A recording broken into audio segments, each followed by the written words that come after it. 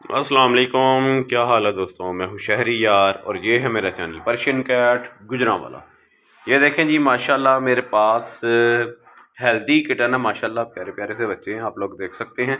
इसमें blue eyes भी आपको मिल जाएगा, गोल्डन आइज़ भी आपको किटन मिल जाएगा, और इसमें आपको माशाल्लाह से डबल आइज़ में भी किटन मिल जाएगा। ये देखें जी, और माशाल्लाह सेल्फ फीड पर हैं, हेल्दी बच्चे हैं। ठीक, ये देखें, ये जी एक्सट्रीम पंच में है ब्लू आइज़ में किटन जो कि खेल रहा है।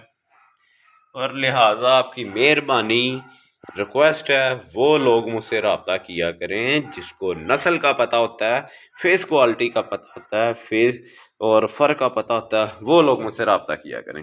ठीक है, जिसको पता ही कुछ नहीं है उसको मैं क्या समझाता फिरूँ। ये देखें जी, माशाल्लाह पंच फेस में इसकी मदर है, और बाकी ये माशाल्लाह किटन है।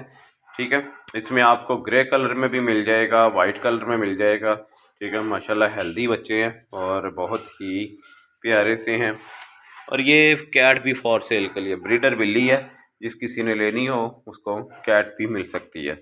बच्चे के साथ लेनी है बच्चे के साथ ले लें, अलहदा लेनी है अलहदा ले लें, वो आपकी अपनी मर्ज़ी है। ठीक है, अभी बाहर आने की पड़ी हुई है इसको। ये देखें जी,